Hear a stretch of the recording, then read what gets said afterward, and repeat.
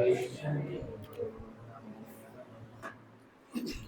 श्री कृष्ण चैतन्य प्रभु नित्यानंद श्री अद्वैत गदाधर श्रीवासादि गौरभक्तों।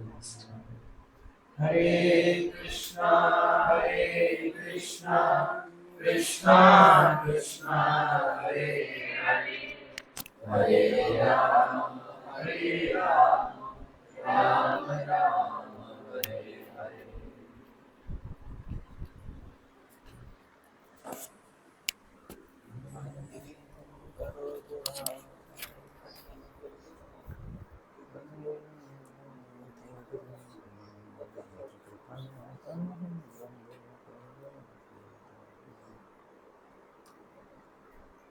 हरे कृष्ण। तो आज हम चर्चा करेंगे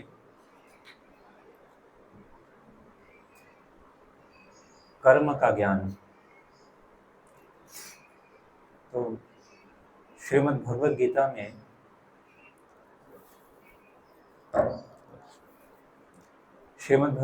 में 5 विषयों के बारे में भगवान ने बताया है।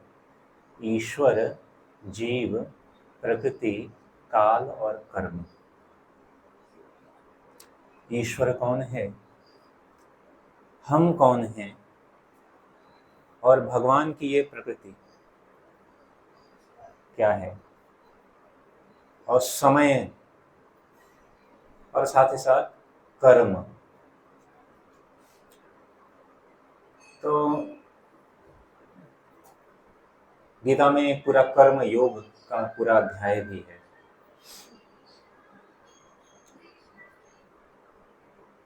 और कर्म की जो गति है, या कहते हैं लॉ ऑफ कर्मा, कर्म का नियम।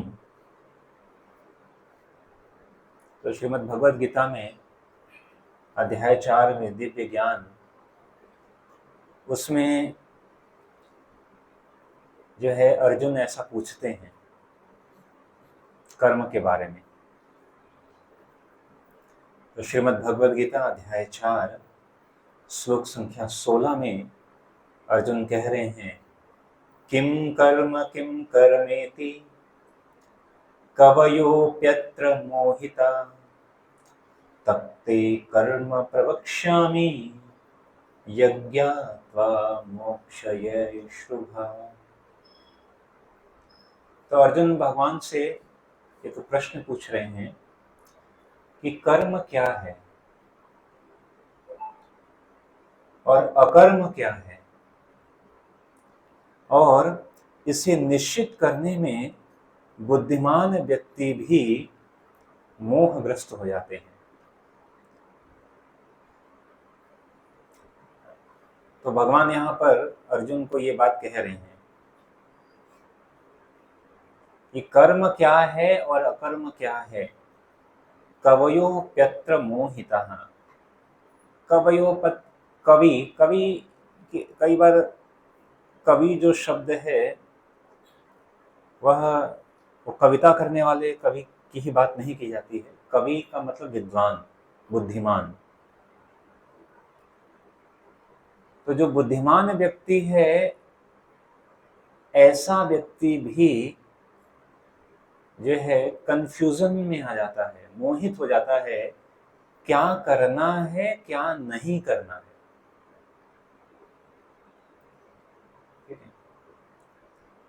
तो ये भगवान बता रहे हैं कि ऐसी परिस्थितियां हमारे जीवन में भी आती हैं। हमें पता नहीं क्या करना है क्या नहीं करना है, कर्म क्या है अकर्म क्या है। और इसलिए भगवान कहते हैं तत्ते कर्म प्रवक्ष्यामि, इसीलिए मैं तुमको बताऊंगा कि कर्म क्या है, जिसे जानकर तुम सारे अशुभ से मुक्त हो सकोगे। तो अर्जुन को भगवान यहाँ पे ये बताए, और अब यहाँ से भगवान आगे बताएंगे कि क्या करना है क्या नहीं करना है। अक्सर कई बार भगवत गीता के बारे में अगर हम किसी को कहते हैं कुछ दिन पहले ही मैं कहीं पर गया हुआ था, तो एक सज्जन मिले मेरे से। तो उन्होंने कहा कि आप भक्ति योगी हैं और मैं कर्म योगी हूँ। तो मैंने भी उनसे यही कहा, किम कर्म कर्म कर्मेति। ये श्लोक मैंने उनको बोला कि किम कर्मेति कवयो पत्र मोहिता। मैंने कहा मैं समझा नहीं। मैंने कहा श्रीमद् भगवद गीता के 4थे अध्याय का 16वां श्लोक भगवान कह रहे हैं कि क्या करना है क्या नहीं करना है, क्या आप इस बात को जानते हैं? मैंने कहा हाँ, सामान्य तो सभी को पता है क्या करना है क्या नहीं करना है। लेकिन भगवद गीता में भगवान एक जगह ये भी कहते हैं, अर्जुन कहते हैं भगवान से कि भगवान कई बार न चाहते हुए भी हमसे कुछ गलतियां हो जाती हैं। ऐसा कितने लोगों के साथ आज तक कभी ऐसा हुआ है कि आप नहीं चाहते हैं और तब भी हमसे कुछ गलतियां होती हैं? है कोई ऐसा? सबके साथ है। तो अर्जुन भगवान से पूछते हैं, तो भगवान फिर बताते हैं, ये अर्जुन ये क्या है, काम एष क्रोध एष रजोगुणः समुद्भवा महासनो महापाप्मा विद्येन महिवैर्गम। ये रजोगुण का प्रभाव है। लेकिन साथ ही साथ हमको पता होना चाहिए कि कर्म है क्या। तो हम कई बार कहते हैं कि हम तो कर्म योगी हैं, हम तो कर्म कर रहे हैं, कर्म ही पूजा है। तो भगवद गीता को पढ़ना पड़ेगा कि कर्म है क्या। जब तक हमें पता ना चले कि कर्म है क्या, तब तक कौन से कर्म को पूजा के रूप में हम पूज रहे हैं ये हमें पता नहीं चलेगा। तो आगे भगवान ये भी कहते हैं, कर्मणो ह्यापि बोधव्यम च विकर्मणः अकर्मणश्च बोधव्यम गहना कर्मणो गति। कहते हैं कर्म की जो बारीकियां हैं उनको समझना बहुत कठिन है। कर्म की बारीकियां अत्यंत कठिन है। अतः मनुष्य को चाहिए कि वह ठीक से जाने कि कर्म क्या है, विकर्म क्या है, अकर्म क्या है। भगवान सब कुछ बता रहे हैं कि नहीं कठिन है, वास्तविक रूप में कठिन है, इसलिए उसको बहुत अच्छी तरीके से जाने और फिर जानने के बाद करे। क्योंकि ये इतना महत्वपूर्ण है यह, क्योंकि आप और हम जो जीवात्मा है, जीवात्मा जो सोल है, soul is not in passive state. Soul जो है एक्टिव स्टेट में। एक्टिव स्टेट मतलब कि हमेशा जो जीवात्मा है वह कुछ न कुछ कार्य करने की बात करेगा। पैसिव मतलब ऐसे शांत बैठ है, कुछ नहीं करेंगे।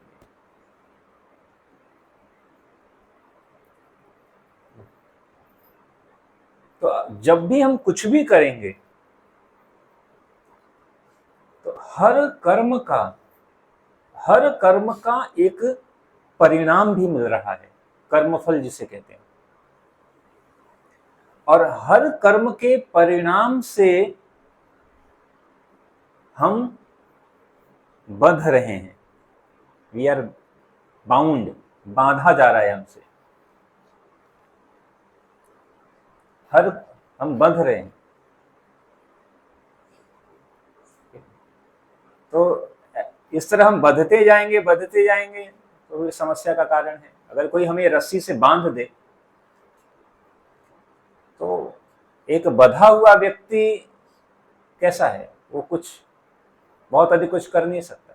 एक कर्म के परिणाम के स्वरूप, एक कर्म किया उसका परिणाम, फिर उसका परिणाम, साइंस के बच्चे वो न्यूटन का लॉ पढ़ते हैं, each and every action has equal and opposite reaction. Newton का थर्ड लॉ है कि हर क्रिया की प्रतिक्रिया। वो न्यूटन का लॉ हो तो है, ठीक है, लेकिन भगवत गीता का लॉ भी यही है। ठीक है, न्यूटन तो कब पैदा हुए, जब भगवान ने, मतलब ये भी भगवत गीता 5000 साल बोली, और इससे पहले भी लाखों साल पहले ये बात बताया कि हर कार्य की एक प्रतिक्रिया, एक परिणाम होगा ही होगा। हिंदी में कहावत है, थिंक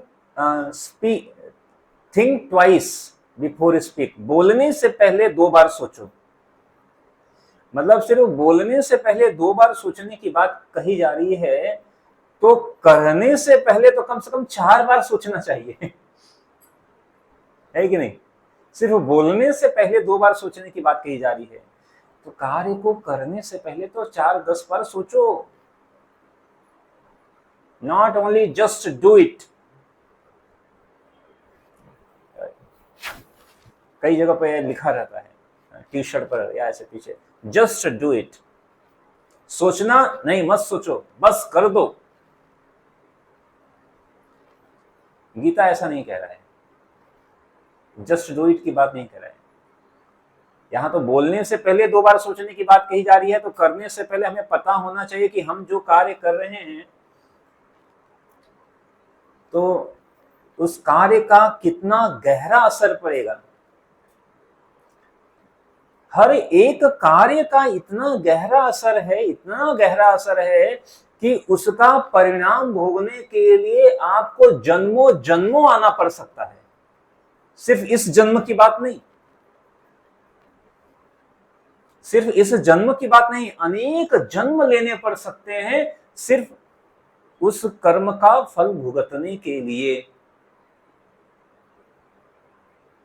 और जितने जन्म लेंगे उतनी समस्या, जितने जन्म लेंगे उतनी बार मृत्यु, जितने जन्म लेंगे उतनी बार बीमारियां, उतनी बुढ़ापा।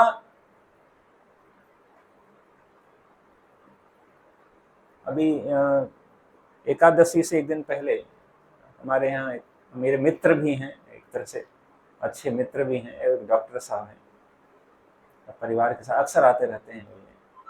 ये बंद करने के काफी वो आ रहे हैं, फ्लाई, बारिश के कारण।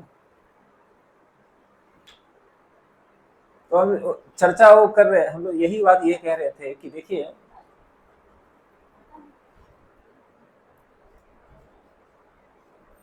क्या भूल गया कि हर जो कर्म का जो परिणाम है वो कितना कितना सटल, कि हर बार मतलब उसको भुगतने के लिए अनेकों अनेकों जन्म, बारंबार जन्म लेना पड़ सकता है। और हर जन्म के साथ मृत्यु है, बुढ़ापा है। अब तो उन्होंने एक मेरे को प्रश्न पूछा, उन्होंने कहा कि देखिए ये सिद्धियों के बारे में आप क्या है, आजकल बहुत जगह फैल रहा है ना, तो उन्होंने कहा ये सिद्धि क्या होता है, क्या वास्तविक रूप में होता है क्या ये? मैंने कहा हाँ, होता तो है। शास्त्रों में वर्णन है, अणिमा गरिमा लघिमा प्रतिमा प्राप्त प्रताप सित्व वसित्व 8 सिद्धि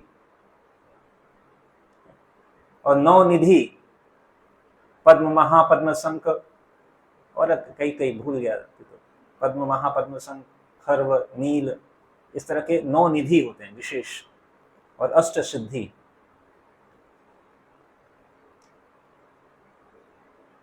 तो अगर सिद्धि के बल पर, मान लीजिए कई बार होता है कि कई लोग बीमारी ठीक कर देते हैं, कोई बीमार है वो आया, उसकी बीमारी ठीक कर दिया, कोई प्रॉब्लम में है उसका आया, उसका प्रॉब्लम सॉल्व कर दिया। लेकिन वो केवल कुछ समय के लिए ही ठीक कर सकता है। मान लीजिए कोई बीमार है, आया तुम्हारी बीमारी, उसकी बीमारी ठीक कर दिया, इसका मतलब ये नहीं है कि वो दोबारा बीमार नहीं पड़ेगा। दोबारा बीमार नहीं पड़ेगा ऐसा कोई गारंटी है क्या?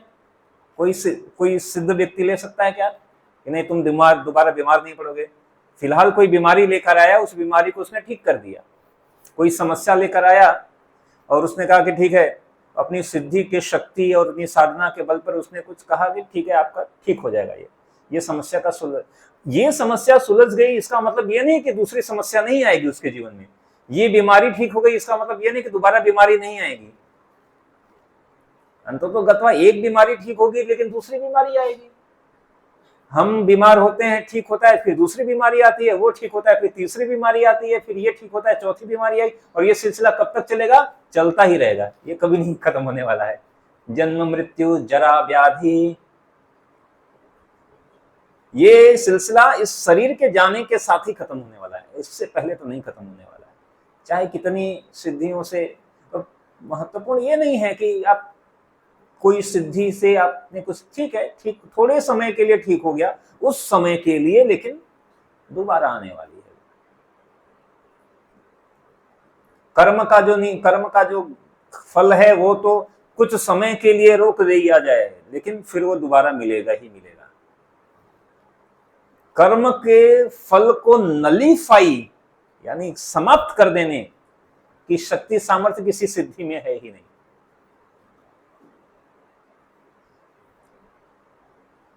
तो इसलिए कृष्ण भावनामृत वाला व्यक्ति अगर कोई सोचे कि अरे इतनी समस्या है, हम जाएं कहीं कोई समस्या का समाधान कर दे, सब समस्या खत्म हो जाए और फिर, तो ये कृष्ण भावनामृत सिद्धांत नहीं है। ठीक है, जब तक इस भौतिक जगत में हो तब तक समस्याओं से तो आमना सामना होता ही रहेगा। कृष्ण भावनामृत आपको इतनी शक्ति और सामर्थ्य देगी और वह दृष्टिकोण देगा कि उन समस्याओं को भी आप भगवत कृपा मानकर उसका सामना कर सको। यह कृष्ण भावनामृत का पालन करने के बाद इतना इस स्थिति तक पहुंचना है हमें। हम पहुंचे हैं या नहीं है ये अलग बात है, लेकिन पहुंचना हमारा लक्ष्य तो यहां तक है, लक्ष्य यहां तक है। ठीक है, कुछ जैसे कोई हमारा अपना गया तो दुख तो होगा ही, लेकिन अगर कृष्ण भावनामृत के हम अभ्यासी हैं तो एटलीस्ट अपने आप को संभाल लें, उस दुख से इतने दुखी ना हो जाएं कि हम सब कुछ छोड़ दें। कई बार ऐसा होता है कि दुख से इतने दुखी होने के बाद लोग कहते हैं ये सब क्या, मैंने पूरे जीवन भर भगवान की भक्ति की, क्या फायदा हुआ, वो तो चला गया, हमने इतनी प्रार्थना किया। तो वो मतलब अभी कृष्ण भावनामृत सिद्धांत को समझा नहीं है, कृष्ण भावनामृत गीता को समझा नहीं है। गीता का शुरुआत ही है, हम शरीर नहीं, हम आत्मा हैं, हम सभी आत्मा हैं, वो भी आत्मा, हम भी आत्मा, हम भी जाएंगे एक दिन, यह शरीर तो जाएगा ही, उसका भी शरीर जाएगा, ठीक है। लेकिन चूंकि अपनत्व की भावना होती है, एक स्नेह की भावना या आसक्ति की भावना ये है, तो जब वो जाता है, कोई व्यक्ति हमारा अपना जाता है, तो कष्ट का, थोड़ा दुख का अनुभव होता है। लेकिन कृष्ण भावनामृत के अभ्यास के साथ साथ ये हमको समझना पड़ेगा। तो कर्म, जो भी हम कार्य कर रहे हैं, हर एक कार्य, छोटा से छोटा कार्य और बड़े सा बड़ा कार्य जो है वह परिणाम, एक फल बना रहा है, और उसको, उस फल को भुगतने के लिए वापस इस भौतिक जगत में आना पड़ेगा। इसीलिए भगवान कह रहे हैं कि बहुत अच्छी तरीके से इसको समझिए। अब आगे भगवान क्या कह रहे हैं? आगे भगवान कह रहे हैं, कर्मण्य कर्म यः पश्येद कर्मणि च कर्म यः स बुद्धिमान मनुष्येषु सह युक्तः कृत्सन् कर्म कृत्। जो मनुष्य कर्म में अकर्म को और अकर्म में कर्म देखता है।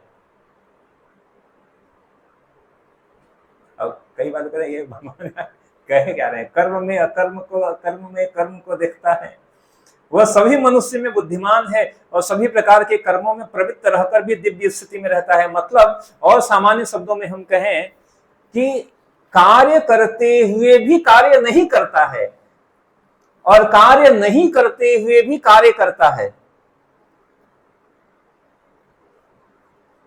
कर्म में अकर्म को देखना और अकर्म में कर्म को देखना, मतलब कार्य करते हुए भी कार्य नहीं कर रहा है और कार्य नहीं करते हुए भी कार्य कर रहा है।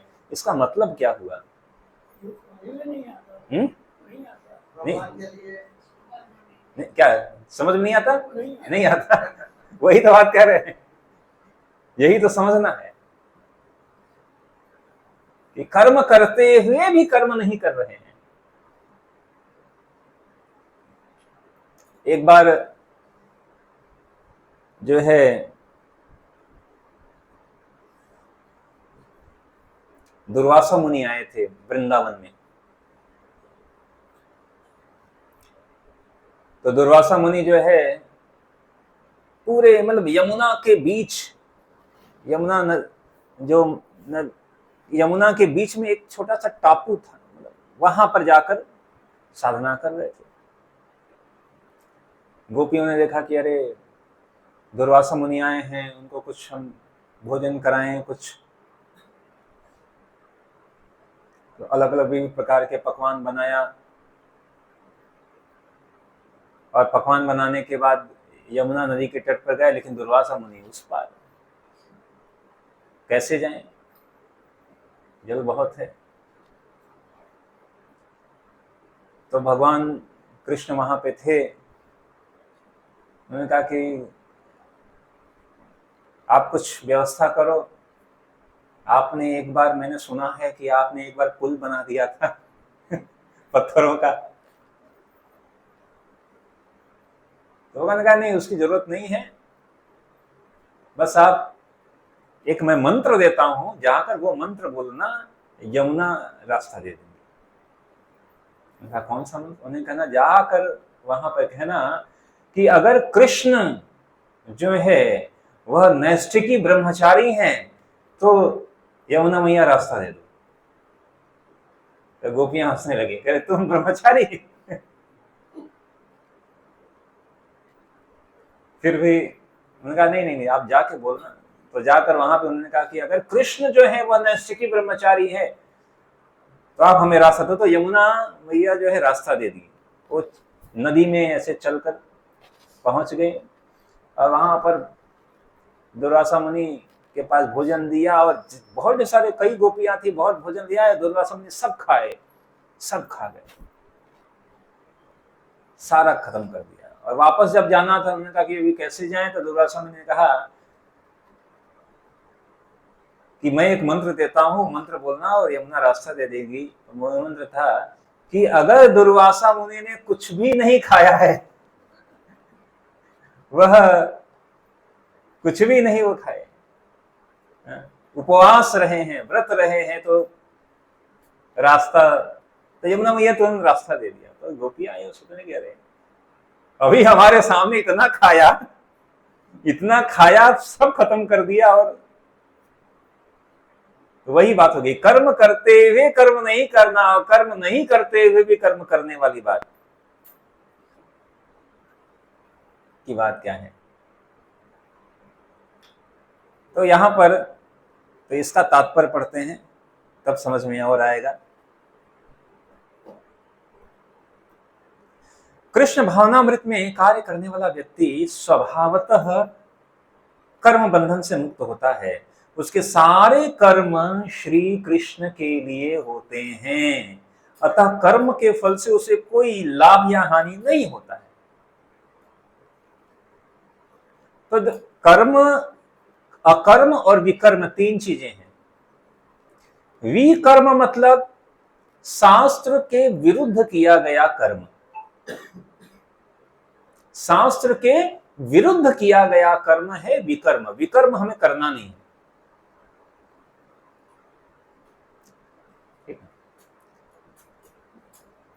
और कर्म मतलब सामान्य रूप में कर्म कहा जाता है, लेकिन कर्म का प्रकार है यह।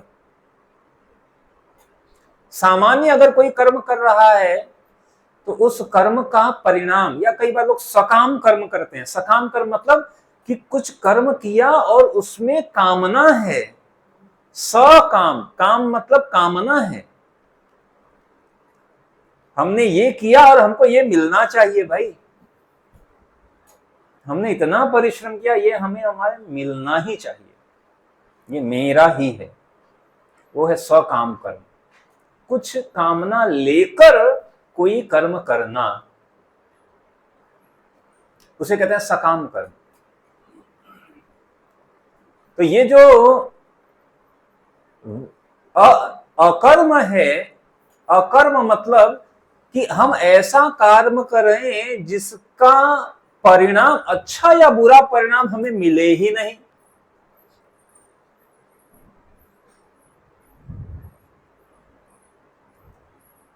तो अकर्म केवल और केवल कृष्ण भावनामृत कर्म ही अकर्म हो सकता है, अन्यथा वो कर्म, हर कर्म बंधन का कारण बन जाएगा। अधिकतर लोगों को यह बात पता नहीं है कि जब हम कर्म, अधिक से अधिक लोग क्या जानते हैं कि पाप कर्म और पुण्य कर्म, अच्छा किया तो पुण्य मिलेगा, बुरा किया तो बुरा यानी विकर्म किया तो पाप मिलेगा, अच्छा किया तो पुण्य मिलेगा। लेकिन कृष्ण भावनामृत का जो कर्म है वो अकर्म है, वो पाप और पुण्य, सकाम कर्म और विकर्म, इन दोनों से ऊपर है, वो बंधन का कारण नहीं है।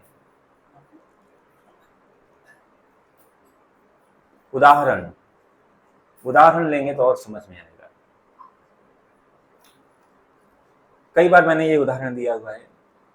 मान लीजिए कि आपके घर कोई व्यक्ति आता है भोजन मांगने, भूखा व्यक्ति, कि मुझे भूख लगी है, कृपया भोजन दीजिए। तो एक व्यक्ति ने क्या किया, उसको दुत्कार दिया, हटो हटो, कहाँ है, जाओ जाओ, ऐसा कुछ दुत्कार दिया, भगा दिया। तो उस व्यक्ति को क्या मिलेगा, पाप। भूखे को भोजन नहीं कराना, एक तो भूखे को भोजन ऐसे ही कराना चाहिए, लेकिन और दूसरा वो खुद से आ गया मांगने आपके सामने और आपने उसे भोजन नहीं दिया, भगा दिया, तो पाप मिलेगा, पाप कर्म में आ जाएगा। और अगर आपने भोजन करा दिया तो पुण्य मिलेगा आपको। समस्या क्या है कि अगर आपने भोजन कराया और आपको पुण्य मिला, तो उस पुण्य का फल भोगने के लिए आपको दोबारा जन्म लेना पड़ेगा। दोबारा जन्म लेना पड़ेगा। अच्छा, दोबारा जन्म लेना पड़ेगा यानी दोबारा बीमारी भी, दोबारा बुढ़ापा भी, दोबारा मृत्यु भी, और बीच में और सब जो सब है वो सब तो रहेगा ही रहेगा। ठीक है, पुण्य कर्म के फल के अनुसार हो सकता है आप धनी परिवार में जन्म ले सकते हैं, या आप सुंदर हो सकते हैं, या आपका शारीरिक स्वास्थ्य अच्छा हो सकता है। इस तरह की कुछ फैसिलिटी मिल जाएगी आपको, ऐसी कुछ फैसिलिटी मिल जाएगी। लेकिन ये सारी सुविधाएं मिलने के बाद भी समस्याएं तो रहेंगी ही रहेंगी, आप सबको अनुभव है, अभी भी बहुत लोगों को अनुभव है। अनेकों ऐसे लोग, यहां तक कि ऐसे लोग जिनको हम देखते हैं कि अरे वो व्यक्ति कितना, मतलब वो व्यक्ति कितना खुश होगा, लेकिन जब आप उसके ऐसे व्यक्तिगत रूप में जाएंगे ना, तो अंदर से वो व्यक्ति हिला हुआ होता है। चाहे पैसे कितना भी हो, सुख का सिर्फ पैसे से सुविधाएं लिया जा सकता है, सुख नहीं। दुख अलग अलग सबको होता है, किसी को शरीर का दुख होता है, किसी को मन का दुख होता है, किसी को तन का दुख होता है, किसी को धन का दुख होता है, किसी को परिवार का दुख होता है, कुछ ना कुछ दुख रहता ही है। अभी कुछ दिन, कल ही मैं कहीं किसी से बात कर रहा था, तो उन्होंने कहा कि सब कुछ है, मेरा लड़का ही मेरा कहना नहीं मानता है, और उसके कारण उनकी जो माता जी हैं वो डिप्रेशन में आ गई हैं, मतलब कुछ पारिवारिक समस्याओं के कारण वो एकदम डिप्रेशन में आ गई है। और घर की स्थिति ऐसी हो गई है, मतलब सब कुछ है, धन सुविधाओं के रूप में सब कुछ है, लेकिन परिवार की, पूरे परिवार की मनस्थिति मतलब एक नारकीय जीवन जैसा हो गया है कि प्रतिदिन वो शांति कुछ नहीं है। सामने रखा तो है सब कुछ खाने को, लेकिन खा नहीं पा रहे, ऐसी स्थिति, हम खा नहीं पा रहे। एक है कि है ही नहीं, लेकिन एक है कि बहुत सब कुछ है लेकिन खा नहीं पा रहे। तो हर व्यक्तियों की ऐसी ऐसी स्थिति है। तो अब समस्या क्या है कि आप जब जब जब भी हम जन्म लेंगे तो इन सभी परिस्थितियों से गुजरना ही पड़ेगा, चाहे कितने भी अच्छा जन्म ले। तो अगर भूखे को भोजन कराया तो पुण्य मिल गया, और भूखे को भोजन नहीं कराया तो पाप मिल गया। पाप मिला तो उसको पाप का फल भोगना पड़ेगा, पुण्य मिला तो पुण्य का फल भोगना पड़ेगा। एक अच्छा और एक बुरा, तो करे तो क्या करे, मतलब इधर जाओ तो भी आगे कुआं पीछे खाई वाली बात आ गई, क्या करें हम। तो कृष्ण भावनामृत का सिद्धांत क्या है कि जब भी कोई भूखा आए तो भोजन मत कराओ, उसको प्रसाद दो। प्रसाद और भोजन में जमीन आसमान का अंतर है। प्रसाद और भोजन में भौतिक और आध्यात्मिकता का अंतर है। अगर आप किसी व्यक्ति को प्रसाद दे रहे हो और उसने जब प्रसाद खाया तो उससे जो फल मिलेगा वो न तो पुण्य में है न तो पाप में है, और उसके परिणाम स्वरूप आप बधोगे नहीं। पुण्य और पाप के चक्र से नहीं बधोगे। उसका जो फल मिलेगा वो आध्यात्मिक यानी आत्मा को उत्थान का मिलेगा। क्यों? क्योंकि आपने उनको कृष्ण दिया। भक्त कृष्ण का नाम, कृष्ण का रूप, कृष्ण का गुण, कृष्ण की लीला, कृष्ण का प्रसाद, कृष्ण का कीर्तन, सब एक ही है, अंतर नहीं है। तो हम यहाँ पे प्रोग्राम के बाद जो खिचड़ी खा रहे हैं, जो राइस खा रहे हैं, वो केवल राइस खिचड़ी नहीं है तो वही राइस, वही दाल, वही चीज, लेकिन भगवान को भोग अर्पित करने के बाद वो प्रसाद बन गया है। अब उसको खिलाने से हमको पुण्य नहीं मिल रहा है, हमको आध्यात्मिक लाभ मिल रहा है। खाने वाले को भी आध्यात्मिक लाभ, खिलाने वाले को भी आध्यात्मिक लाभ।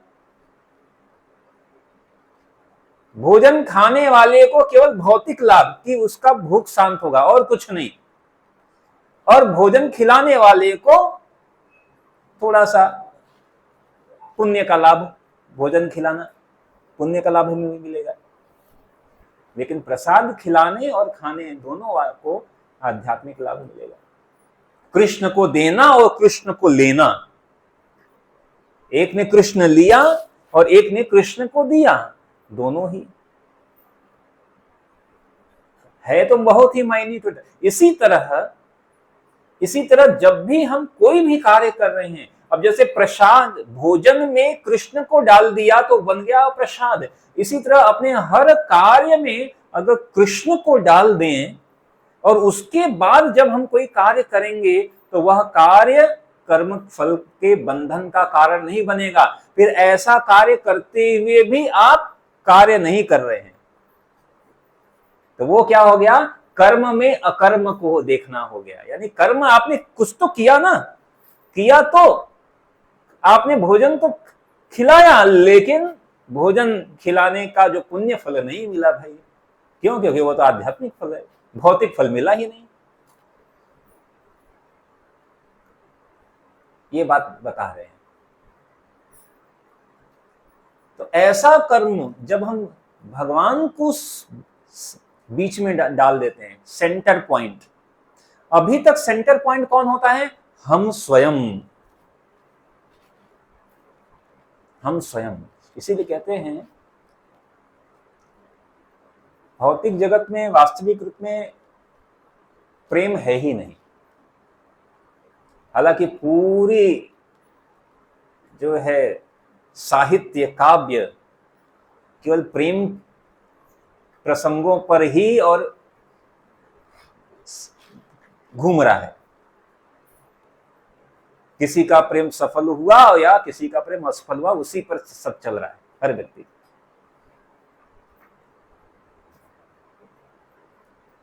लेकिन वास्तविक रूप में कोई व्यक्ति सबसे अधिक प्रेम स्वयं को करता है, किसी और को नहीं। सबसे अधिक प्रिय कौन है? हम स्वयं, और कोई नहीं। जब हम किसी को प्रेम करते भी हैं तो हमने एक फ्रेम बना रखा है और इसमें जो फिट होगा हम उसको प्रेम करते हैं। क्यों? क्योंकि ये हमें अच्छा लगता है और ये हम उसमें देखना चाहते हैं। ऐसा ही होता है ना। हम कहते हैं ये व्यक्ति हमको बहुत अच्छा लगता है। क्यों अच्छा लग रहा है? क्योंकि आपने कुछ चीजें बनाई है कि ये मुझे अच्छा लगता है, और चूंकि ये अच्छा लगता है और ये वो कर रहा है, इसलिए वो भी मुझे अच्छा लगता है। विचार मिल जाते हैं।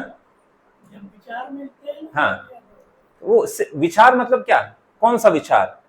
विचार मतलब स्व इच्छा, स्व लाभ, स्व प्रेम का विचार है। कौन सा विचार? यही विचार ना कि मुझे ये अच्छा लगता है, और ये चूंकि सामने वाला भी यही करता है, ऐसे ही करता है,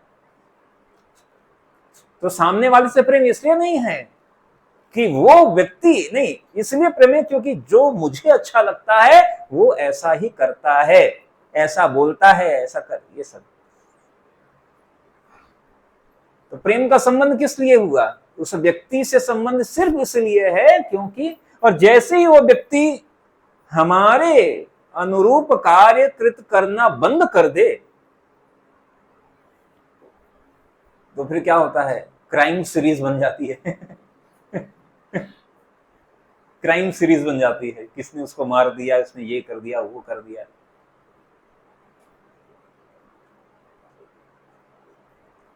वास्तविक प्रेम में कभी भी, आजकल क्या शब्द प्रयोग होता है? ब्रेकअप हो गया, ब्रेकअप हो गया। वास्तविक प्रेम में ब्रेकअप है ही नहीं। मतलब प्रेम कभी टूटता ही नहीं है, वास्तविक प्रेम। और जो टूट जाए वो प्रेम ही नहीं था। तो हमारा जो प्रेम किसी से कर रहे हैं उसमें हम केवल अपनी इच्छाओं को ही देख रहे हैं, अन्यथा नहीं। अगर हमारे गुण मिल रहे हैं 36 गुण मिले, 36 में से क्या कि कुछ हमको पसंद है, कुछ नहीं पसंद है, तो कहे चलो कुछ तो हमारा वाला पसंद वाला है, उसी से काम चला रहे हैं। मतलब ये बात मैं इसलिए कह रहा हूं क्योंकि सबसे अधिक प्रिय व्यक्ति हम स्वयं हैं, और इसीलिए हम जितने भी कार्य कर रहे हैं अपने आप को केंद्र मानकर कर रहे हैं। इसी को बदलना है, हमें कृष्ण को केंद्र में रखकर करना है। हम जब भी कोई कार्य करते हैं तो आप ये विचार करते हैं, कई बार हम सोचते हैं अरे ये अच्छा है, ये विचार क्या करना है? ये कृष्ण भगवान ये जो कार्य कर रहे हैं यह कृष्ण भावनामृत के लिए अच्छा है या नहीं अच्छा है। और अगर कृष्ण भावनामृत के लिए अच्छा नहीं है, फिर चाहे वो कितना भी भौतिक रूप में आपको दिग्विजयी बनाने वाला हो, त्रैलोक्य विजयी, उसका कोई मतलब नहीं।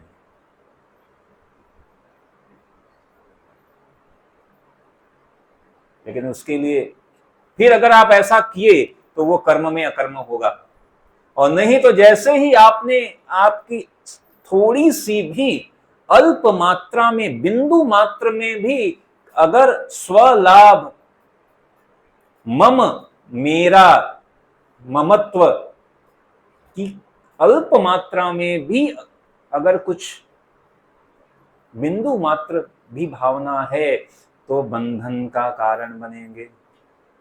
पुनरपि जननम पुनरपि मरणम पुनरपि जननी जठरे शयनम।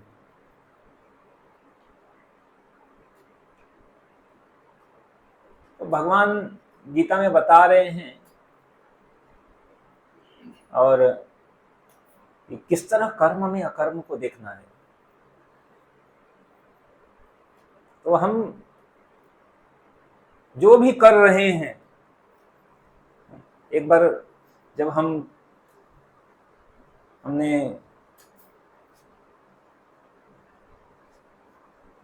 अपना जॉब वॉब छोड़कर जब हम कृष्ण भावनामृत में फुल टाइम ज्वाइन हुए, तो हम बेस में रहते थे। और बेस मतलब एक छोटी सी घर गृहस्थी ही होगी, छोटी सी एक घर गृहस्थी ही होगी। सिलेंडर गैस तो नहीं चला गया, राशन आया कि नहीं, सब्जी आया कि नहीं। तो एक दिन हम लोग ऐसे बैठे हुए थे, कुछ मित्र आपस में हमने चर्चा कर रहे थे कि हमने अभी भी हम वही चीज कर रहे हैं कि आज सब्जी आया है कि नहीं आया है, आटा आया कि पिसाया, गेहूं पिसाया है कि नहीं है, चावल है कि नहीं है, गैस सिलेंडर तो खत्म नहीं हो गया है। कि ये सब तो घर गृहस्थी का काम है और यही छोड़ना था हमको, और वही हम कर ही रहे हैं। तो हम अपने शिक्षा गुरु से पूछे, शिक्षा गुरु ने कहा कि ये कर्म करते हुए भी इसका बंधन नहीं है, क्योंकि कर किसके लिए रहे हो ये महत्वपूर्ण है, किसके लिए कर रहे हैं ये अधिक महत्वपूर्ण है, क्या कर रहे हो वो अधिक महत्वपूर्ण नहीं है। देखिए हम भगवान के लिए कर रहे हैं, इसीलिए सन्यासी के लिए बोला गया कि सन्यासी के लिए अग्नि जलाना वर्जित है। सन्यास धर्म में एक धर्म है कि सन्यासी अग्नि नहीं जलाता है। हमारे श्रील प्रभुपाद अमेरिका में गए, वहां पर अनेकों लोगों को खुद से हाथ से बनाकर खिलाया, और किसको, हिप्पियों को खिलाया जिनको कुछ नहीं आता है। ऐसे इतने बड़े भक्त सन्यासी थे, वो लोगों को खिलाते थे और वो लोग खाकर वहीं जूठा प्लेट छोड़कर वहीं से चले जाते थे।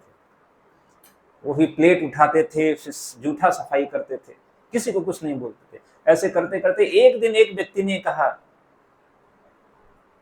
कि क्या आप इतने, और कितने साल का, 70 साल का बूढ़ा व्यक्ति, खुद से पकाए, खुद से लेक्चर देते, फिर प्रसाद सबको खिलाते, और वो लोग खाकर पेट वहीं छोड़कर चले जाते। कल्चर नहीं था ना उनको, तो ऐसे ही है। कई दिन के बाद एक व्यक्ति एक दिन बोला, Prabhupada can I help you? Prabhupada ने कहा यस श्योर। प्रभुपाद ने कहा आई वाज वेटिंग मैं इंतजार कर रहा था कि कोई ऐसा। उसने कहा कि यस। फिर उसको लेकर, फिर कहने का मतलब फिर बाद में वो बहुत अच्छा भक्त बन गए।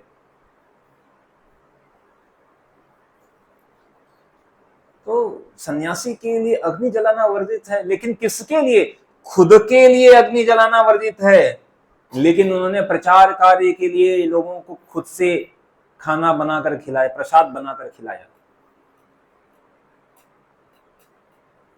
सन्यासियों के लिए समुद्र पार करना वर्जित था। प्रभुपाद समुद्र पार करके अमेरिका में गए, कृष्ण भावनामृत को स्थापित किया। उसकी वजह से आज हम यहाँ पे आमने सामने बैठकर कुछ चर्चा करने की हिम्मत कर रहे हैं। तो महत्वपूर्ण क्या है कि तो कर्म, तो वो अग्नि जलाकर भी अग्नि नहीं जलाया उन्होंने। हम घर गृहस्थी के सारे कार्य करते हुए भी घर गृहस्थी में नहीं है।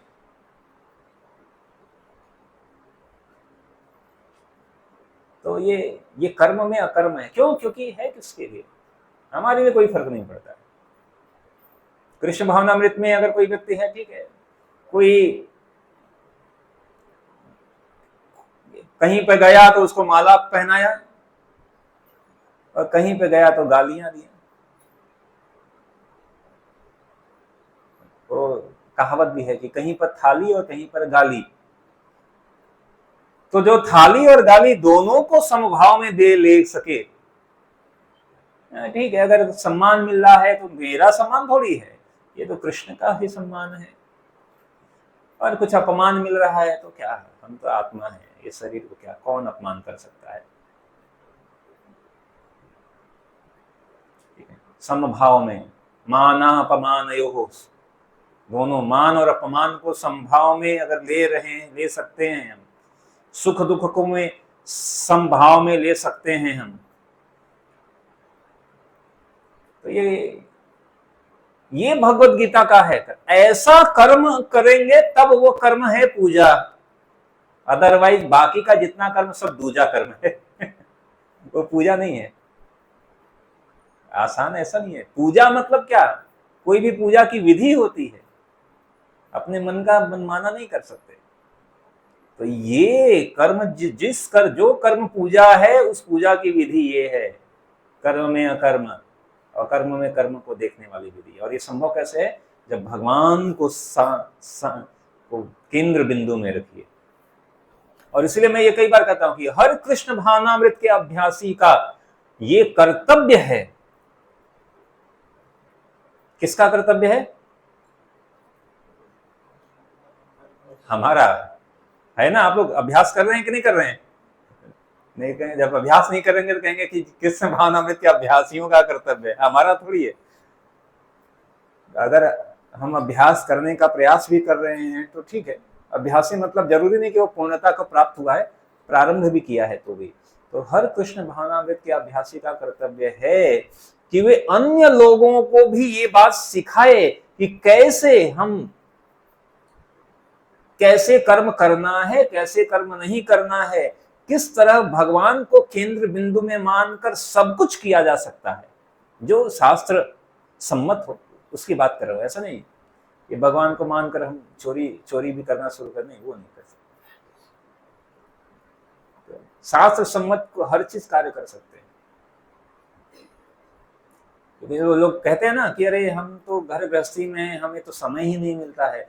तो आप उनको सिखाना पड़ेगा कि कैसे समय निकालना है।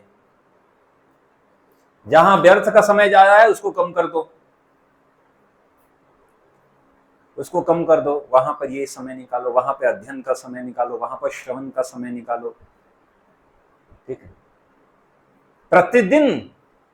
अब एक सिंपल सी बात है कि हम अभी ये कपड़े पहनकर हम बाहर जाते हैं, बाहर घूम कर आओ, या सिंपल आप ऐसे ही बाहर घूम कर आओ, बाहर 4 चक्कर लगा कर आओ और उसके बाद अपने ऐसे करो, देखो क्या आता है, मिट्टी मिट्टी, धूल।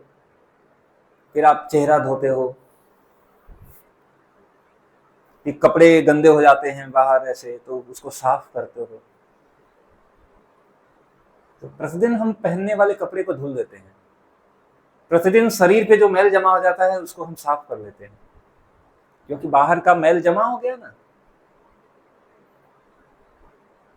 ऐसे ही प्रतिदिन ये शारीरिक मैल तो समाप्त हो रहा है, लेकिन मन के मैल का क्या कहा, उसको कैसे धुल रहे हैं हम? प्रतिदिन चल रहा है। और कई बार मन का मैल ऐसा है कि उसके लिए आपको बाहर चक्कर लगाना ही नहीं है, घर में बैठे बैठे मन का मैल चढ़ रहा है और परत इतनी हो गई है कि अभी पानी से जाने वाला नहीं है, साबुन लगाना पड़ेगा, सर्फ एक्सेल, मन वाला सर्फ एक्सेल, ऐसा कुछ। शरीर के लिए प्रतिदिन हम कपड़े को धो रहे हैं, प्रतिदिन स्नान हम करने का प्रयास कर रहे हैं, लेकिन मन के मैल जो प्रतिदिन चढ़ रहा है उसका क्या, उसके लिए क्या कर रहे हैं?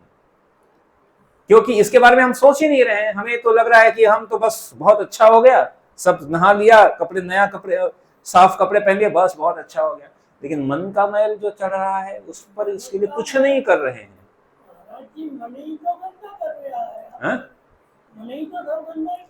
हाँ, मन ही गंदा कर रहा है, ठीक है। लेकिन मन गंदा कैसे कर रहा है? मन डायरेक्ट गंदा नहीं कर रहा है। मन गंदा कैसे कर रहा है? जैसे शरीर है, शरीर कैसे गंदा हो रहा है? जहां जा रहे हैं ना, बाहर जा रहे हैं तो गंदा हो रहा है। और तो इसी तरह मन गंदा कैसे हो रहा है? मन गंदा हो रहा है 5 जगहों से। कहां से? 5 जगहों से। आपने देखा, जो देखा कहां पहुंच गया? मन में। मन हो गया गंदा।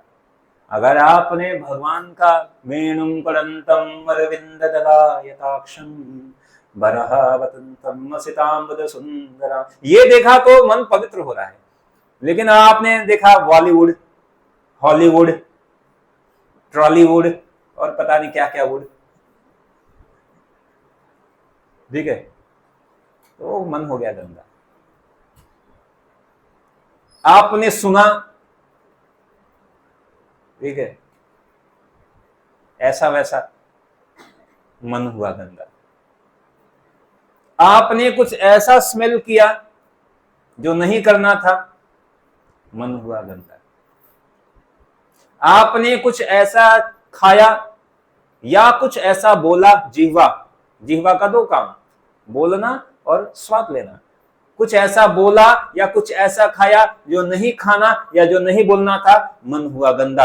आपने कुछ ऐसा स्पर्श किया जो कि नहीं स्पर्श करना था, मन हुआ गंदा। ये 5 जगहों से मन गंदा हो रहा है, आंख से, नाक से, कान से, जिह्वा से, त्वचा से, क्योंकि ये इनपुट डिवाइस है, यहां से मन को जा रहा है। और चूंकि यहां से इनपुटिंग है, इसके कारण मन हो गया है गंदा, वो अनुभव। और इसलिए अब गंदा मन से गंदा ही सोचोगे ना, आप कह रहे थे मन ही तो गंदा है, चूंकि गंदा है इसलिए फिर वो, ठीक है, फिर डर्टी जो माइंड है वो फिर डर्टी माइंड क्या करेगा, डर्टी ही सोचेगा। तो उस उपाय क्या है, सबसे पहले उपाय क्या है कि मन को जहां से खुराक मिल रहा है उसको पहले प्यूरिफाई करना शुरू कर दो, ठीक है, उसको प्यूरिफाई शुरू। श्रीमद् भागवत में अम्बरीश महाराज, सवई मनः कृष्ण पदारविंदयो वंचासि वैकुंठ गुणानुवर्णे, तो अम्बरीश महाराज का प्रकरण आता है कि अम्बरीश महाराज ने सवई मनः कृष्ण पदारविंद, अपने मन को भगवान के चरण कमलों में, अपनी आंखों को क्या दिखा रहे हैं, भगवान के सौंदर्य का पान करने में। rather than हम किसी व्यक्ति को देख रहे हैं कि अरे वो व्यक्ति कितना सुंदर है, वो स्त्री कितना सुंदर है, उसका रूप कितना है, उसका शेप कैसा है, उसके जगह पे हम भगवान को देखें, भगवान का। हम फिल्मी गाना सुन रहे हैं, उसके जगह पे इतने मधुर मधुर संगीत हैं कीर्तन के, भक्तों के द्वारा गाया हुआ, ऐसे नहीं प्रोफेशनल सिंगर वाले नहीं, भक्तों के द्वारा गाया हुआ ऐसे मधुर कीर्तन है कि आपको गोलोक धाम का स्मरण करा दें, वो उसको सुनिए, ठीक है। भगवान के चरणों में जो तुलसी अर्पित है, पुष्प अर्पित है, उसका हम आरती करते हैं तो क्यों हम ऐसे सुंघाते हैं, नए लोगों को कोई पता ही नहीं चलता क्या करना है, हम लोग ऐसे करते हैं, सोचता है क्या कर रहा है ये, देखना है क्या करना है, समझ में नहीं आता है। बाद में धीरे धीरे पता चल जाता है कि नहीं, ये जो पुष्प अर्पित किया है भगवान को, इसको सूंघना है। क्यों सूंघ रहे हैं, क्योंकि सूंघने से मन में जाएगा। तो यहां पे पहले इसको प्यूरिफाई करना ही पड़ेगा, ऑप्शन नहीं है। और इन सारे को करते हुए, अच्छा इनको करने के लिए शक्ति कहां से आएगी, तो वो शक्ति है जब हम मन जब जप करेंगे, वो जब जप करेंगे और वो श्रवण में जाएगा, कानों से अंदर जाएगा, मुख से भगवान का नाम बोल रहे हैं और अंदर जाएगा, वो जाकर तहलका मचा देगा, बवंडर करेगा मन में। कुछ समय विचलित रहेंगे क्योंकि बहुत समय का, फिर धीरे धीरे धीरे धीरे सफाई होगी।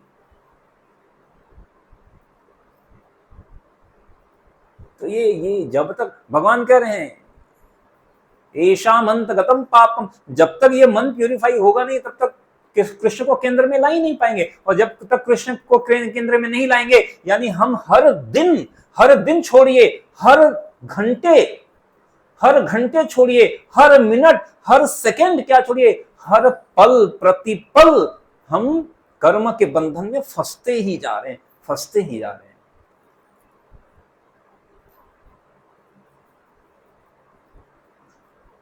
लेकिन भगवान बहुत ही दयालु हैं।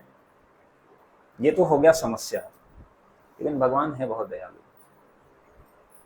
अभी तक हमने कहा कि कोई भी सिद्धि कर्म का बाल बांका नहीं कर सकती है, लेकिन भगवान का यह हरिनाम इतना शक्तिशाली है कि ये पाप करके कर्म के फल तो छोड़ो, पाप करने की प्रवृत्ति को भी समूल विनाश कर देता है। इसके अलावा स एव नापरः वाली बात है, और अन्य कोई नहीं, अन्य कोई नहीं, अन्य कोई नहीं। ऐसी चीज हमें पावरफुल चीज मिली हुई है, लेकिन पुनरअपि बारंबार सुनने और जानने, सुनने के बाद भी अभ्यास अगर हम नहीं कर रहे हैं तो फिर वो सुनकर फिर विफल ही हो जाता है कि सुना और चला गया। वही बात है कि हाथ में पारस का पत्थर मिला और फिर हम गिरा दिया हमने। तो ये बहुत ही महत्वपूर्ण है और सामान्य बात नहीं है। हम तो फंस ही रहे हैं और दूसरों को भी फांस रहे हैं। अगर हमें ऐसा लगता है कि हम अपने परिवार से प्रेम करते हैं, तो परिवार से अगर प्रेम कर रहे हैं तो उनको उबारना है, न कि उनको और फंसाना है। इसीलिए शास्त्र कहता है जननी न सस्यात् पिता न, माता पिता, माता वही माता है, वही पिता है जो अपने बच्चों को जन्म मृत्यु के चक्कर से उबार सके, और वही पुत्र है जो कि, पुत्र का मतलब यही होता है, लोग पहले कहते हैं ना कि पुत्र क्यों चाहिए।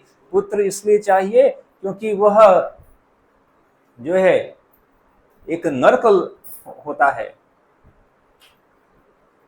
कु नाम का, वहां से तारता है। वह कैसे तारेगा? सिर्फ पुत्र होने से थोड़ी तर जाएंगे, पैदा हो गया बस अब नरक नहीं जाएंगे, नहीं भाई। आजकल के समय में तो वो एक जहां जाने वाले तो 10 जगह लेकर जाएगा, आपको 10 और नरकों में लेके जाएगा, ऐसी स्थिति न हो जाए। लेकिन वो पुत्र ऐसा कार्य करे, भक्ति करे, तो उसके कारण माता पिता, ध्रुव महाराज ने ऐसी भक्ति की, उनकी माता प्रहलाद महाराज ने ऐसी भक्ति की कि उनके अनेक पूरे प्रहलाद नरसिंह का तुम्हारे तो पूरे 7 पूर्व पीढ़ियों की बात। तो ऐसा पुत्र हो या ऐसी पुत्री हो या ऐसे माता हो या ऐसे पिता हो या ऐसा मित्र हो, तब जाकर काम चलेगा। और हम ये कृष्ण भावनामृत का अभ्यास केवल यहां पर बोलने या आने बस नहीं, ये ट्रेनिंग है ऐसे पुत्र बनने की, ऐसी पुत्री बनने की, ऐसे माता बनने की, ऐसे पिता बनने की, ऐसे बंधु बांधव भाई मित्र जो भी है वो बनने की। ये ट्रेनिंग है। बाकी का सब किया, ये ट्रेनिंग ही नहीं लिया तो मतलब क्या रहा? तो गीता, इसलिए कहते हैं गीता जो है वह मैनुअल ऑफ लाइफ, जीवन का यह मैनुअल है। प्रतिदिन क्या कर रहे हैं गीता बता रहा है कैसे करना है, कैसे खाना है भाई, कैसे सोना है। स्थित प्रज्ञ क्या भाषा, गीता में पूछ रहे हैं कैसे बोलता है स्थित प्रज्ञ, बोलना कैसे है, कैसे खड़ा होता है, कैसे बैठता है, कैसे चलता है, कैसे कार्य करता है हर कार्य को। तो ये सब हमको सीखना है, जानना है। यहाँ गीता में भगवान बता रहे हैं ये कर्म की गति बहुत ही गूढ़ है, लेकिन इसको समझना है। कृष्ण भगवान को केंद्र बनाकर आप कार्य करिए, फिर आप कोई दिक्कत नहीं है। आप घर में गृहिणी है, कोई दिक्कत नहीं है। गृहस्थ की भूमिका में है, कोई दिक्कत नहीं है। अभी आपको जीविकोपार्जन के लिए कुछ कार्य करना पड़ रहा है, कोई दिक्कत नहीं है।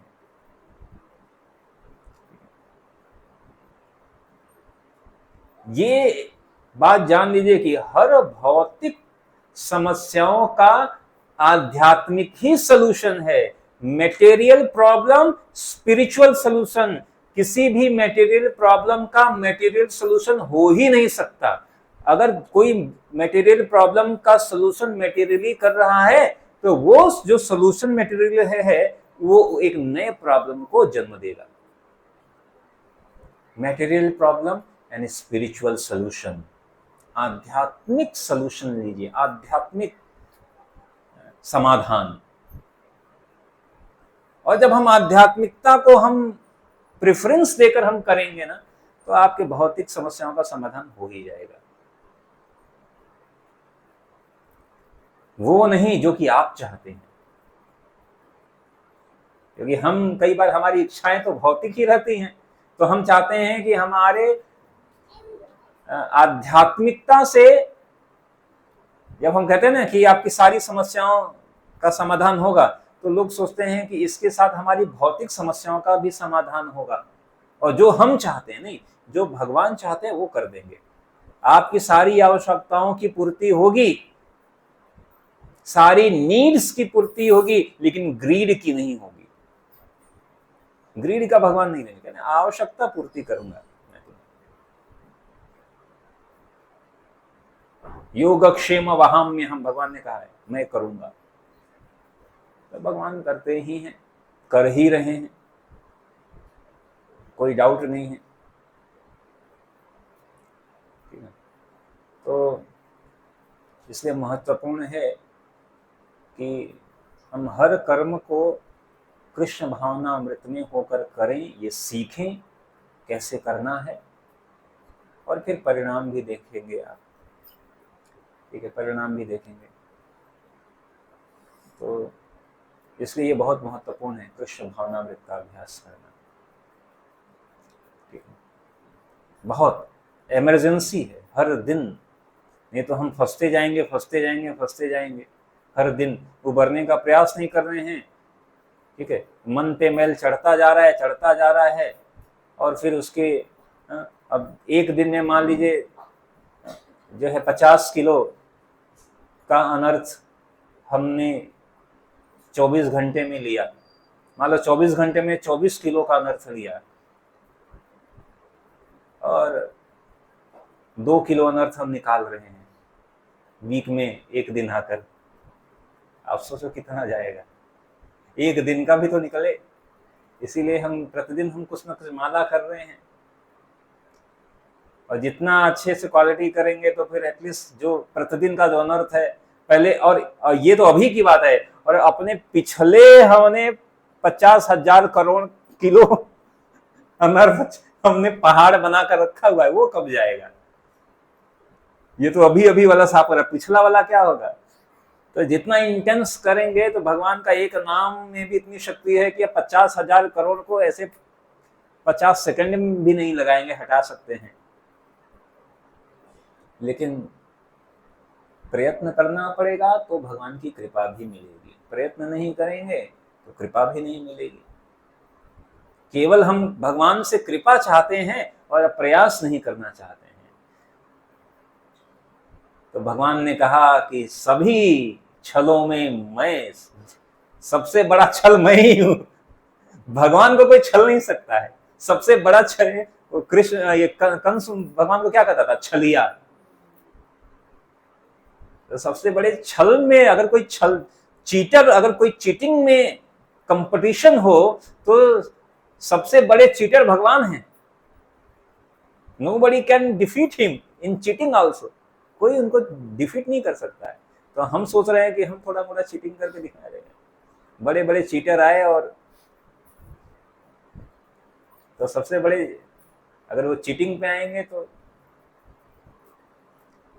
इसलिए महत्वपूर्ण ये है कि हमको मिला है, अवसर मिला है, भक्तों का संघ मिला है, इस संघ का अधिक से अधिक हम उपयोग करें, कृष्ण भावनामृत में हम आए, यह जीवन को हम सार्थक करें। ठीक है, आज बहुत सीरियस बात होगी। ठीक है, हरे कृष्ण। किसी का कोई प्रश्न है तो ले सकते हैं। कर्म नहीं करना चाहिए। हाँ, कर्म मतलब कर्म नहीं करना है, यही तो बताया कि कर्म करते हुए भी नहीं करना है। कर्म मतलब निष्काम कर्म करना है। जो भी कर्म करिए भगवान के लिए करिए। कुछ काम ऐसे भगवान जैसे मैं करते हुए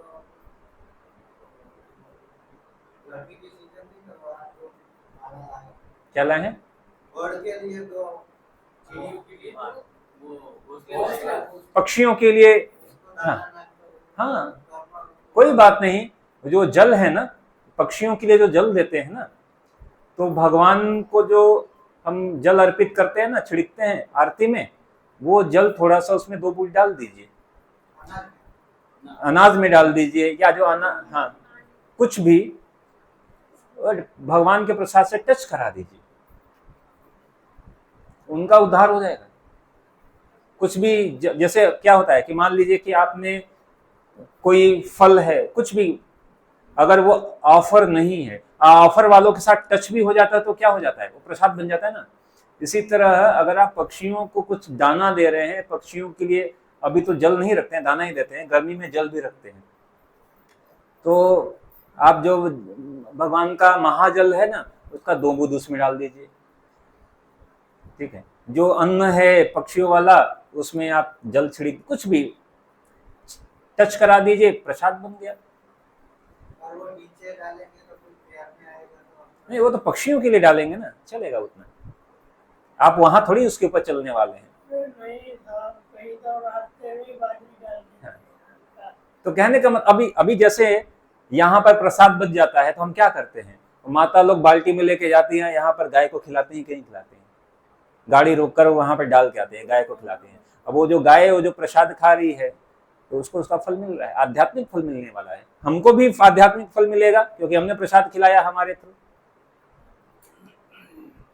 तो अगर किसी पशु पक्षी को भी अगर कुछ खिलाना है तो भी प्रसाद बना दीजिए। तो टेक्निकल, जरूरी नहीं है कि आप भी वो पक्षी वाला कुछ दाना लाकर भगवान, नहीं, वो भगवान को भोग नहीं लगाना है। कई बार वो प्रभु जी ने बोला था भगवान को भोग, नहीं, वो भगवान को नहीं भोग लगाना है, उसका कुछ टच करा दीजिए, कुछ जल छिड़क दीजिए, महाजल छिड़क दीजिए, वो प्रसाद बन गया, उनको दे दीजिए। पता होना चाहिए, इसीलिए जहां चीज नहीं है, इसीलिए प्रश्न पूछना है, कैसे करें। तो जो भक्त हैं वो बताएंगे कि भाई ऐसे करोगे तो ये भी कृष्ण भावनामृत में। हाँ ज्योति, हाँ कहीं भी डाल सकते हैं। वो करने का मतलब वो जल कहीं भी आपने स्पर्श करा दिया तो वो प्रसाद बन गया ना, वो प्रसाद बन गया। कई बार क्या होता है कि कई कुछ चीजें समहार उधर वो भोग नहीं लगा पाए, तो भगवान के चरणों का तुलसी उसमें डाल देते हैं, प्रसाद बन जाता है तुरंत। तो स्पर्श कराने से वो प्रसाद बन जाएगा, जल स्पर्श कराने से ऐसा। तो फिर वो अगर आप दे रहे हैं तो उनका भी आध्यात्मिक उत्थान, आपका भी आध्यात्मिक उत्थान। तो इस तरह हर कोई भी कार्य है, अगर आपको समझ में नहीं आ रहा है कि ये कार्य को कैसे, जैसे कई बार कोई एक स्टूडेंट आएगा है कि मैं तो पढ़ाई कर रहा हूं, मैं इस पढ़ाई को कैसे आध्यात्मिक में परिणत कर दूं। मैंने कहा कृष्ण के लिए पढ़ो। अब कृष्ण के लिए पढ़ने का मतलब क्या, मैंने कहा कि अगर आप जो है आध्यात्मिकता का अभ्यास भी कर रहे हो, ठीक है, कई बार, और उसके बाद पढ़ रहे हो, तो लोग कहेंगे कि ये आध्यात्मिकता का अभ्यास कर रहा है और देखो ये बन गया, और फिर ऐसा व्यक्ति कुछ कहेगा तो लोग मानेंगे। और नहीं तो कई बार लोग उल्टा करते हैं, कई बार लोग सोचते हैं कि अरे हम भक्ति, ऐसे एक स्टूडेंट आया, उसने कहा कि हम तो भक्ति करेंगे, और उसने एडमिशन ही लिया था, फर्स्ट ईयर में ही उसके 4 विषयों में केटी आ गए। मेरे को पता चला, मैंने उसको बुलाया, बहुत मैंने डांटा, मैंने कहा क्या क्या समझ लिया है। कह रहे नहीं प्रभु जी, मेरा पढ़ने में मन नहीं लगता, मेरे को तो भगवत गीता। मैंने कहा भगवत गीता क्या पढ़ा है तुमने, तुमको यही समझ में नहीं है। महत्वपूर्ण क्या है कि जो भक्ति, मतलब हम जहां भी रहेंगे सिंसियर रहेंगे, वहां पे भी अच्छे है। नहीं तो लोग क्या कहेंगे, लोग कहेंगे कि अरे ये तो हरे कृष्णा वाला है, कुछ नहीं कर रहा है। ऐसा कहो कि अरे ये तो हरे कृष्णा में आता है और ये को नंबर 1 आता है, तो 10 लोग कहेंगे अरे अच्छा ऐसा है क्या, 10 लोग आएंगे कहेंगे यस। ऐसे हमें गृहस्थ बनना है कि कहेंगे अरे ये हरे कृष्णा में है और देखो ये तो डेली घर में डेली महाभारत हो रहा है, तो लोग क्या कहेंगे, कहेंगे इससे तो मत जाओ। लेकिन कहेंगे कि ये हरे कृष्ण वाले हैं, क्या इनका क्या आपस में जो है मित्रता कैसी है और कितना सद्भावना है, परिवार कैसा है, बच्चे, मतलब तो आप लोगों को इन केन प्रकारेण अगर अपने व्यवहार से भगवान की तरफ एक कदम भी आगे बढ़ा लिए तो आपका कृष्ण भावनामृत का अभ्यास हो गया। वो हमें करना है।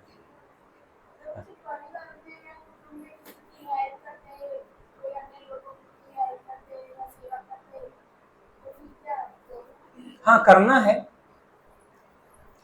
ठीक है। वैष्णव होने के नाते पर दुखी दुखी, ये हमारा कर्तव्य है। हमें अपने वरिष्ठों का अभिवादन शिलस्य नित्यं वृद्धोपसेविनः चत्वारि तस्य वर्धन्ते आयुर्विद्या यशोबलम। तो अपने घर में जितने भी बड़े बुजुर्ग हैं उनको अच्छी तरीके से सेवा करिए, अपने माता पिता की से अच्छी तरीके से सेवा करिए। यहां तक कि माता पिता भक्त नहीं है तो भी, ठीक है। अभी माता पिता मान लीजिए अपने, अभी आप तो यहाँ पे आ रहे हैं, सुन रहे हैं, और अभी आपके माता पिता की उम्र हो गई है। पहली बात कि अब वो यहाँ आ नहीं सकते और अपने समय के उन्होंने 80 साल निकाल दिए। अब उन्होंने अपना कुछ 80 साल में जो भी एक भावना और एक फ्रेम बना लिया है, अब उनको बदलना बड़ा आसान नहीं है। भगवान की कृपा होती है तो 80 साल वाले भी बदल जाते हैं, ऐसा नहीं है। लेकिन मान लीजिए कि अभी समहाउ और अदर उनकी ऐसी परिस्थिति और ऐसा है कि चूंकि वो भक्तों का संग, क्योंकि बिना भक्तों के संग में कोई भक्ति कर ही नहीं सकता है। आप बताओगे तो ऐसे भी नहीं करेंगे जल्दी नहीं करेंगे, बहुत ही बिरला ही होते हैं, नहीं तो ऐसी स्थिति अगर है तो भी हमें भक्त के रूप में उनकी सेवा सम्मान करना ही करना पड़ेगा। जहां हमें जरूरत है हमें मदद करनी ही करनी है। लेकिन जब हम मदद कर रहे हैं तो भावना हमारी क्या है? हमें भावना है कि नहीं ठीक है, ये भी व्यक्ति है लेकिन ये भी भगवान के अंश हैं, अभी हमारे परिवार में हैं, ये हमारे रिश्तेदार हैं, ठीक है, हम इनका, भगवान इनका कृपया भला करे। इस भावना से, बहुत केवल भावना का ही बहुत खेल है ये सारा। दृष्टिकोण, किस दृष्टिकोण से कर रहे हैं, दृष्टिकोण से कर रहे हैं। तो जब हम सभी को समभाव में दृष्टि देखकर उनका आदर सम्मान सत्कार हम करेंगे, देखिए हर व्यक्ति प्रेम की भाषा जानता ही है। जब हम किसी को प्रेम देंगे तो वो स्वतः ही, बहुत ही ऐसा कम ही है, रेयर होता है, लेकिन अधिकांश जगह पर अगर हम अच्छे से व्यवहार करते हैं तो सामने वाला प्रेम में कुछ भी मानने को तैयार हो जाता है। जबरदस्ती करेंगे तो नहीं मानेगा, कहेगा नहीं नहीं हम तो आपको यही खिलाएंगे, कहेगा नहीं नहीं। लेकिन जब प्रेम से करेंगे ना तो आप उसको कुछ कमी भी रहेगी तो कहेगा नहीं नहीं ठीक है चलो कोई बात नहीं, कोई बात नहीं। तो ऐसा सामान्य नहीं, विशेष, ऐसा हमको जो है हर तरह से बात से व्यवहार से, ऐसा नहीं कि बस हम बस हरे कृष्ण कर रहे हैं और फिर ऐसा बोल रहे हैं कि लाठी सर पे लाठी जैसा पड़ रहा हो, व्यवहार नहीं है। तो फिर तो वो यही कहेंगे ना कि ये तो क्या ढकोसला कर रहा है, ये तो वैसा ही बोलेगा। तो व्यवहार भी होना चाहिए ना, सिम्टम्स में आना चाहिए। अभ्यास कर रहे हैं तो उसका वो हमारे बात व्यवहार में परिलक्षित भी होना चाहिए, तब महत्वपूर्ण है। तुलसी महारानी की। आज हमारे करुणा सागर प्रभु ने, हमने पिछली बार कहा था, कुछ लोगों ने कहा था कि हमारे घर तुलसी नहीं है, तो आज करुणा सागर प्रभु ने आप सभी लोगों के लिए तुलसी महारानी लेकर आए हैं। आप इनको अपने घर में ले जाइए, एक गमला खरीद लीजिए, गमले में लगाइए और अच्छे से उसका पोषण करिए, देखिए, जल दीजिए, धूप दिखाइए, छाया में रखिए, जिससे कि अच्छे से तुलसी का पोषण हो, तुलसी महारानी का। और भगवान के पूजा स्थल के पास रखेंगे तो भगवान भी बहुत प्रसन्न रहते हैं। तुलसी देवी भक्ति देवी हैं, भक्ति तुलसी महारानी को सामने रखकर आप भगवान के नाम का जप करिए, ठीक है, तुलसी महारानी का 3 प्रदक्षिणा करिए। कि ऐसे तो अगर मंत्र याद है तो मंत्र बोलकर यानी कानी च पापानि ब्रह्म हत्यादिकानि च तानि तानि प्रणश्यन्ति प्रदक्षिणा पदे पदे। ठीक है, ऐसा बोलकर 3 प्रदक्षिणा करिए